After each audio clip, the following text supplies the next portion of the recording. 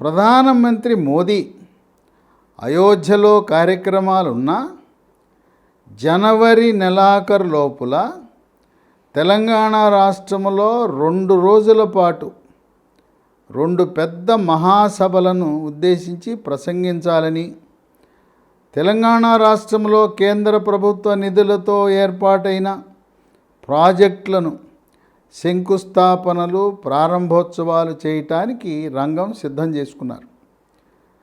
కనుక కేంద్ర నాయకుల యొక్క సభలు, సమావేశాలు సమన్వయపరచడం, ఈ రోజు నుంచి ఆ 7 నియోజకవర్గాల పరిధిలో నాయకుల సమన్వయము, చేరికలు, తర్వాత అభ్యర్థి ఎంపిక జరిగి ప్రకటించే వరకు ఎవరైతే అభ్యర్థి బాగుంటారని ప్రజాభిప్రాయ సేకరణ, నాయకులు, కేడర్ యొక్క అభిప్రాయాలు సేకరించి రాష్ట్ర పార్టీ కమిటీకి, హైకమాండ్కి సమాచార బాధ్యతలు ఇవ్వటానికి సమగ్రంగా ఎన్నికల management, election management, pole management, తర్వాత కౌంటింగ్ పూర్తయ్యే వరకు ఈ ఇన్ఛార్జీలను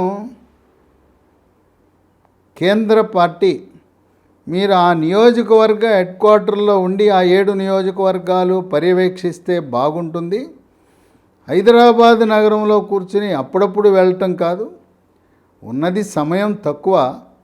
అందువల్ల ఇన్ఛార్జీలుగా నియమించిన వారిని వీలైనంత వరకు ఏ నియోజకవర్గాల పార్లమెంటు బాధ్యతలు ఇచ్చారో అక్కడే స్థిర నివాసము 2-3 నెలల పాటు ఉండే విధంగా ఏర్పాట్లు చేసుకోమని సూచనలు ఇవ్వడం జరిగింది. ఈ ఇన్ఛార్జీల నియామకంలో 8 మంది శాసనసభ్యులు గెలిచారు, వాళ్ళందరికీ అవకాశం ఇచ్చారు. నియోజకవర్గాల వారీగా ఆదిలాబాద్ పార్లమెంటు నియోజకవర్గానికి ఆదిలాబాద్ శాసనసభ నుంచి బీజేపీ తరపున గెలిచిన బీజేపీ ఎమ్మెల్యే పాయల్ శంకర్కి బాధ్యతలు అప్పచెప్పారు. ఇప్పుడు ఎవరైతే 4 సిట్టింగ్ ఎంపీలు ఉన్నారో వారికే సీట్లు కేటాయించే అవకాశాలు మెండుగా ఉన్నాయి. సిట్టింగ్ ఎంపీ సోయం బాపురావు ఆదిలాబాద్ నుంచి పోటీ చేయబోతున్నాడు. ఇక 2 పెద్దపల్లికి ఇన్ఛార్జిగా ముదోల్ బీజేపీ ఎమ్మెల్యే రామారావుని ఇన్ఛార్జిగా పెట్టారు. ఇది ఎస్సీ నియోజకవర్గం.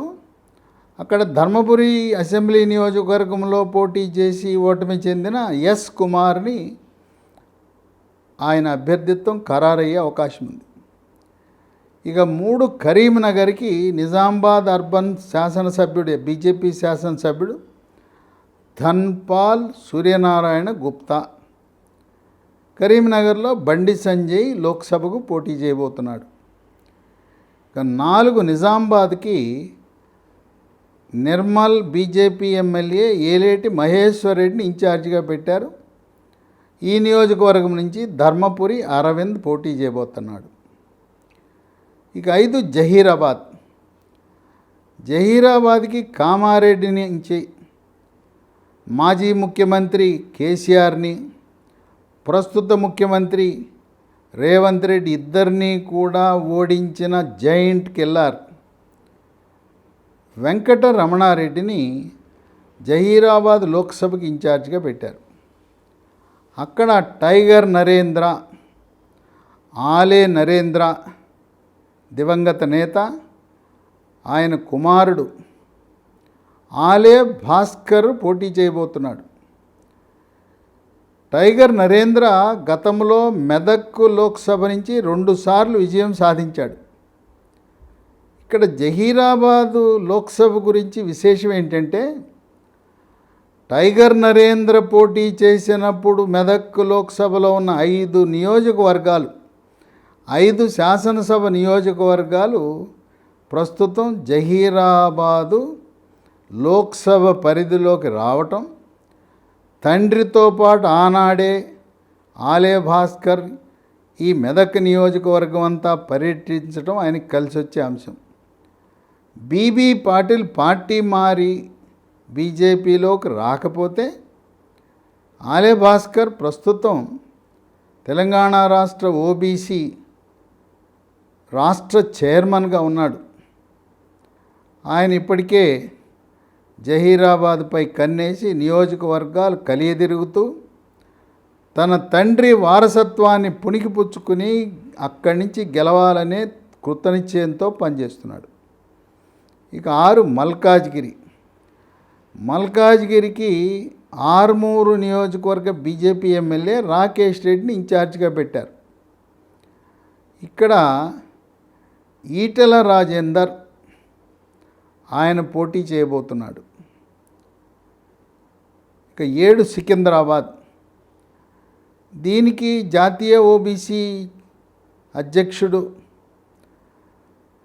ఉత్తరప్రదేశ్ నుంచి రాజ్యసభకి ఎన్నికైన రాజ్యసభ సభ్యుడు, కేంద్ర బీజేపీ పార్లమెంటరీ బోర్డు సభ్యుడు, కేంద్ర ఎన్నికల కమిటీ సభ్యుడు డాక్టర్ లక్ష్మణ్ని సికింద్రాబాద్ నియోజకవర్గ ఇన్ఛార్జిగా పెట్టారు. ఇక్కడ ప్రస్తుత కేంద్ర మంత్రి, తెలంగాణ రాష్ట్ర అధ్యక్షుడు కిషన్ రెడ్డి పోటీ చేయబోతున్నాడు. ఒక విశేషం ఏంటంటే, ఎవరినైతే 17 నియోజకవర్గాల్లో ఇన్ఛార్జీలుగా పెట్టారో వాళ్ళు పోటీ చేయబోరు, వాళ్ళ పరిగణలో కూడా ఉండరు. వాళ్ళ పని సమన్వయము మాత్రమే. 8 మెదక్కి సిరిపూర్ కాగజ్ నగర్ నుంచి ఎమ్మెల్యేగా బీజేపీ తరపున గెలిచిన హరీష్ బాబుని ఇన్ఛార్జిగా పెట్టారు. మెదక్ నుంచి రఘునందన్ రావు పోటీ చేయడానికి రంగం సిద్ధం చేసుకుంటున్నాడు. ఇక 9 హైదరాబాద్కి రాజాసింగ్ని ఇన్ఛార్జిగా పెట్టారు. ఇక్కడ గతంలో పలుమార్లు పోటీ చేసి ఎంఐఎంకు ఢీ అంటే ఢీ అని, సై అంటే సై అని భాగ్యనగర్ ఉత్సవ సమితి ప్రధాన కార్యదర్శిగా ఉన్న డాక్టర్ భగవంతరావు మళ్ళీ పోటీ చేయడానికి రంగం సిద్ధం చేసుకుంటున్నాడు.